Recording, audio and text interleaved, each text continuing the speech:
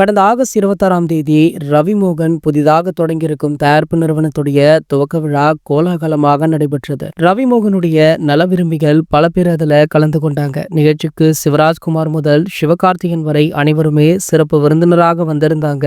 இந்த நிகழ்ச்சிக்கு தொகுப்பாளினியாக விஜய் பாவனா சிறப்புரையுமே ஆற்றி வந்தாங்க. சுவாரஸ்யத்திற்கு பஞ்சமில்லாமல் போய்கொண்டிருந்த நிகழ்ச்சி ஜெனிலியா அவருடைய கணவர் முகேஷுடன் வந்திருந்தாங்க. இருவருமே மேடையில ரவிமோகனுடன் ஜாலியாக பேசிட்டு இருந்தாங்க. மேடையில பேச வந்த யோகி பாபு அவர்களிடம் தொகுப்பாளினி பாவனா ஏடாகுடமாக கேள்வி ஒன்றை கேட்டிருக்காங்க. யோகி பாபுவிடம் இந்த திறப்பு விழா பற்றி உங்கள் மனதிற்குள்ள என்ன நினைக்கிறீங்க அப்படின்னு கேட்டாரு. அதற்கு அவர் என்னை வைத்து படம் தயாரிக்க போகிறார். ரவிமோகன் ஸ்டுடியோவில் நான் நடிக்கும் படம் வெற்றி பெற வேண்டும், இன்னும் அவர் நிறைய படங்கள் தயாரிக்க வேண்டும் அப்படின்னு ஆசைப்படுறேன். இதுதான் என்னுடைய மனதுக்குள்ள ஓடுது அப்படின்னு பாவனாவிடம் யோகி பாபு அவர்கள் பேசியிருந்தார். ஆனால் மறுகணமே உண்மையா இதைத்தான் நினைத்தீர்களா அப்படின்னு கேட்டு அதிர வச்சாங்க. சோ உங்களை மாதிரி நான் இல்ல, நீங்க தான் அப்படி நினைப்பீங்க அப்படின்னு யோகி பாபு அவர்கள் பதிலடி கொடுத்தாரு. ஏற்கனவே இவங்க ரெண்டு பேருக்குமே விஜய் டிவில ஒன்றாய் பணியாற்றியவர்கள் தான். ஆனா யோகி பாபு இன்று ஆலமரம் போல வளர்ந்துட்டாரு. இதனை மனதில் வைத்து பாவனா இப்படி கேட்டாங்களா அப்படின்னு தெரியல. சோ இந்த விஷயம் பாத்தீங்கன்னா ஒரு பூதாகரமாக வெடிச்சது.